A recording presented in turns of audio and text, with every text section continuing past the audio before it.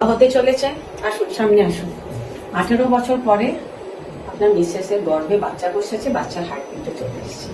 খুশি? কেমন লাগছে আপনার? সেদিনকার কথা, আপনি আমার চেম্বারে এসেছেন, দেখেছেন। আমি বললাম না, ভগবানের ওপর ছেড়ে দিন। আপনি বললেন না আমি তো কি বেকারি করি, আমি কি, আমি বলছি আমি আছি তো। কিন্তু এই যে 18 বছর পরে এই আনন্দ তো আর কেউ দিতে পারবে না, দিতে পারবে বলুন? আর আপনি তো জানেন আমাদের বাচ্চা না হলে আমরা ভালোভাবে থাকতে পারি না। আপনার যেহেতু মিসেসের হার্টবিট চলে আসছে, আপনি সবাইকে বলতে পারেন যে প্রেগনেন্সি হয়েছে। ধন্যবাদ। আপনি ফ্যামিলি ক্লিনিককে যে বিশ্বাসটা করেছেন, এর উপরে যে ছেড়ে দিয়েছেন বিশ্বাস সবকিছু, ছিল।